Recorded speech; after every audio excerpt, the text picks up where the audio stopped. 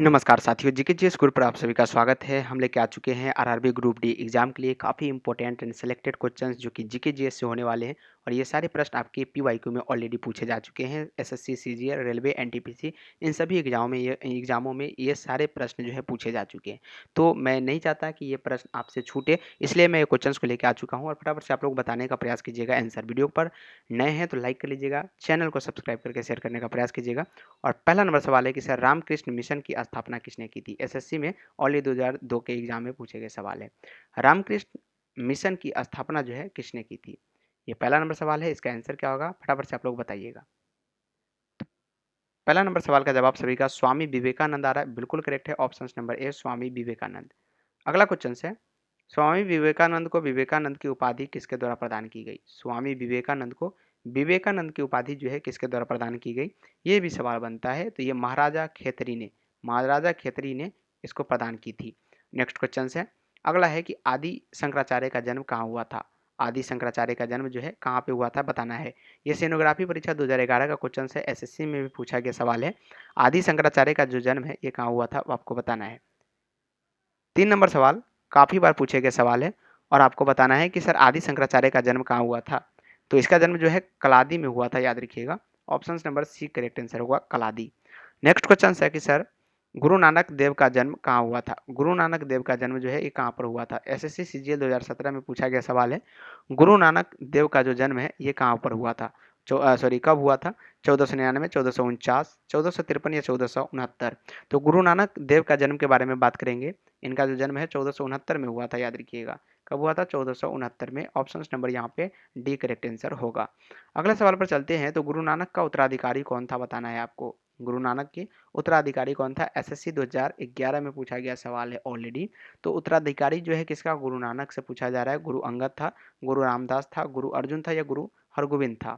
गुरु नानक का उत्तराधिकारी के अगर बारे में बात करेंगे, 5 नंबर सवाल काफ़ी इंपॉर्टेंट है एंड काफ़ी बार पूछा भी गया है।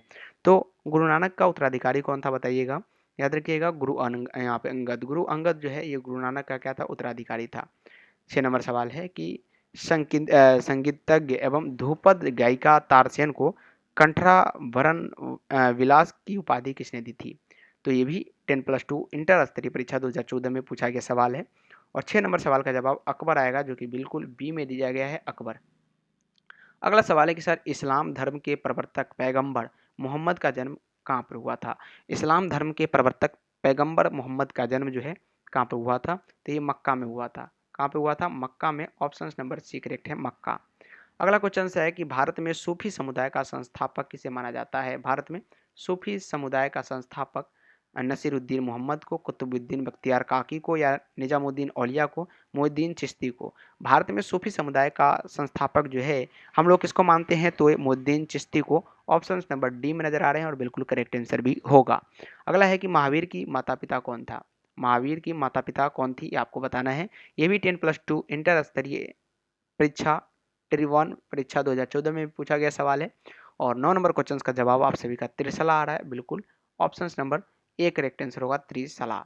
अगला सवाल है कि सर भारतीय पुनर्जागरण आंदोलन के पिता कौन थे? भारतीय पुनर्जागरण आंदोलन के पिता कौन थे? एसएससी CHSL 2016 का प्रश्न है। भारतीय पुनर्जागरण आंदोलन के पिता कौन थे आपको बताना है। 10 नंबर सवाल का जवाब आप सभी को देना है। फटाफट से आप लोग देने का प्रयास कीजिएगा 10 नंबर सवाल का जवाब। और राजा राम मोहन राय आ रहा है और बिल्कुल करेक्ट आंसर होगा राजा राम मोहन राय। नेक्स्ट क्वेश्चन है कि संगीत सम्राट तारसेन के गुरु कौन थे? संगीत सम्राट तारसेन के गुरु कौन थे बताइएगा। तो संगीत सम्राट तारसेन के जो गुरु थे वो कौन थे? 11 नंबर क्वेश्चन है और इसका जवाब हरिदास आ रहा है। बिल्कुल करेक्ट है, हरिदास। अगला सवाल है 12 नंबर क्वेश्चन क्या है कि अमीर खुसरो किस शासक के दरबारी कवि थे? अमीर खुसरो जो है ये एसएससी टेक्स्ट असिस्टेंट परीक्षा 2009 का क्वेश्चन है। लेकिन 12 नंबर क्वेश्चन का जवाब आप बताएंगे। 12 का जवाब अलाउद्दीन खिलजी आ रहा है और बिल्कुल करेक्ट है, अलाउद्दीन खिलजी।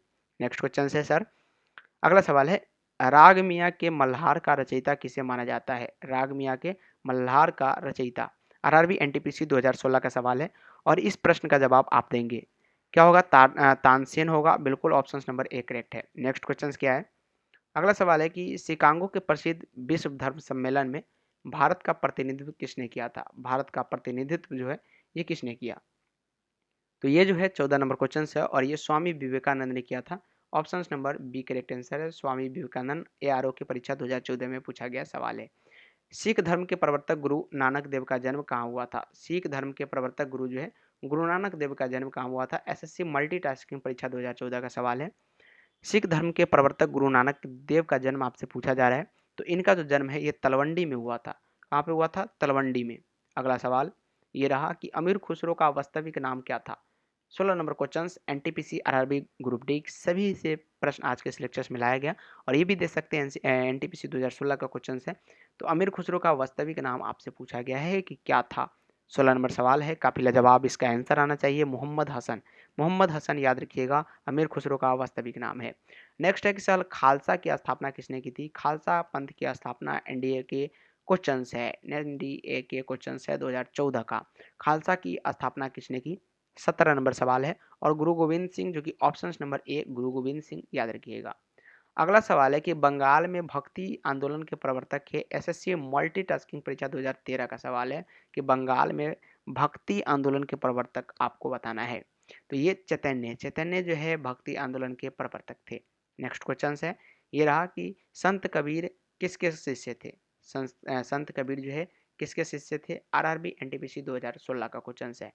तो ये जो है किसके शिष्य थे आपको बताना है। ये रामानंद के शिष्य थे संत कबीर। नेक्स्ट क्वेश्चन की ओर बढ़े तो अगला सवाल यह है कि अमीर खुसरो किसके शिष्य थे? ये बीपीएससी के एग्जाम में पूछा गया सवाल है। अमीर खुसरो जो है किसके शिष्य थे? 20 नंबर क्वेश्चन है और इसका जवाब आप सभी का निजामुद्दीन औलिया आ रहा है। बिल्कुल करेक्ट है, निजामुद्दीन औलिया। अगला सवाल है कि सिख गुरु अर्जुन देव किसके शासनकाल में थे? सिख गुरु अर्जुन देव जो है ये एसएससी इंटर स्तरीय परीक्षा जो है 2010 का सवाल है। सिख गुरु अर्जुन देव किसके शासनकाल में थे? 21 नंबर क्वेश्चन और ये जहांगीर होगा। Option number A correct answer होगा। अगला सवाल है कि किसकी समाधि होने के कारण नामदेव गुरुद्वार सिख समुदाय के लिए पवित्र स्थल माना जाता है? आरआरबी एनटीपीसी 2016 का क्वेश्चन है। तो गुरु गोविंद सिंह जो कि ऑप्शन नंबर बी में है।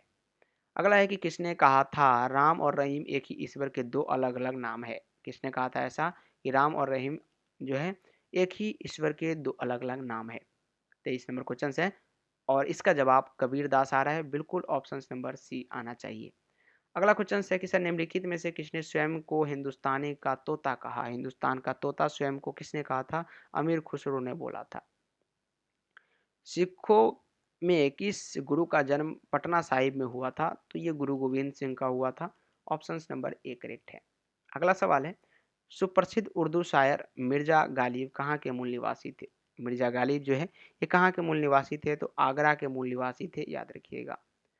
अगला क्वेश्चन है कि वेदों की ओर शरण लो या वेदों की ओर लौटो इस आदर्श वाक्य को किसने प्रतिपादित किया? एसएससी संयुक्त हायर सेकेंडरी 10+2 इंटर स्तरीय परीक्षा 2011 का क्वेश्चन है। इसका जवाब स्वामी दयानंद सरस्वती आएगा। अब जो है 28 नंबर सवाल है कि दक्षिण भारत के अलवार थे। दक्षिण भारत के अलवार कौन थे? ये सवाल है, तो इसका जवाब संत होगा। सेकंड लास्ट क्वेश्चन आज के इस लेक्चर्स का, गुरु गोविंद की समाधि स्थल इसका नाम नांदेड़ में है, बताना है आपको। नांदेड़ में है गुरु गोविंद की समाधि स्थल। ये रहा लास्ट क्वेश्चन। किसने कहा था दिल्ली अभी दूर है? ये भी 10+2 इंटर स्तरीय परीक्षा 2012 का क्वेश्चन है और निजामुद्दीन औलिया ने ऐसा कहा था। तो ग्रुप डी एग्जाम के लिए 30 क्वेश्चन आज के इस लेक्चर्स के लिए काफ़ी है आपके लिए। इसको पहले आप रिवाइज कर लीजिएगा। मिलते हैं फिर से अगले लेक्चर्स में, तब तक के लिए bye bye and take care. बहुत बहुत धन्यवाद आज के इस लेक्चर्स में जुड़ने के लिए। मिलते हैं फिर से अगले लेक्चर्स में।